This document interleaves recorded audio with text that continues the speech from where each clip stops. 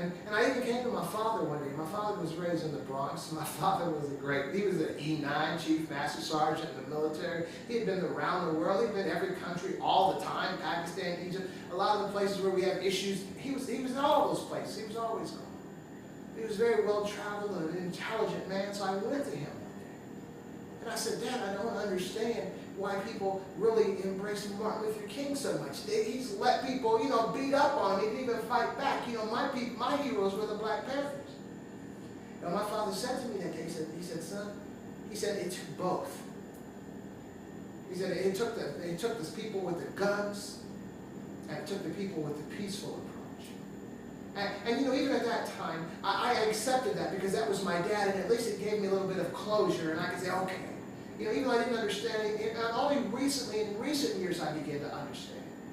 And as I began studying even the Black Power movement, and I recognized, of course, the Malcolm X's out there, and the Stokely Carmichaels out there, and as well the Martin Luther Kings, and as well the peaceful Ralph Abernathy, and all these guys. And as well the other folks that sort of kind of straddle the fence with both sides, like the Ossie Davis or even the Harry Belafontes. And I mean, so many people were involved in the civil rights movement, but we've only focused on Martin Luther King. And I haven't heard this anywhere, but my theory is, because the whole world, the whole United States was seeing what was going on there. And they saw these guys that they were afraid of because, the gun laws. Now, you want to talk about gun laws and the right to bear arms. That was the empowerment of the Black Panthers, because they could own the weapons that they carried. And they could walk around the courthouse. See, the problem is that a lot of the folks that are, especially white folks, that are embracing the gun laws, where we have the amendment right, Second Amendment, and all this stuff to carry guns, they don't remember. Or they don't know how it was when black folks were carrying guns, okay? That's all I'm saying. Okay? But as I understand in retrospect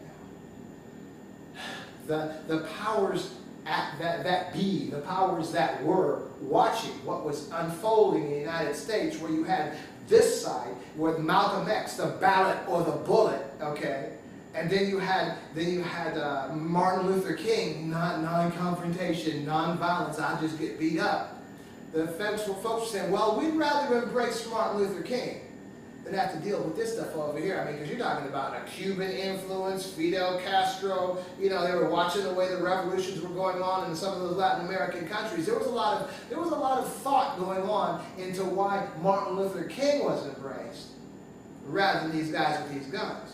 And as much as we want to embrace Martin Luther King, and I'm cool with Martin Luther King now, okay, as an adult, but as much as we embrace Martin Luther King because of his peace and nonviolence and how effective he was in changing the minds with his dream speech and all that, I would say there was a lot of the other side. There was a lot of that, the threat of gun violence, the threat of revolution, the threat of violence out of hand, from this group of black folks that caused Martin Luther King to even be more embraced. Oh yeah, we'll take this over here, okay?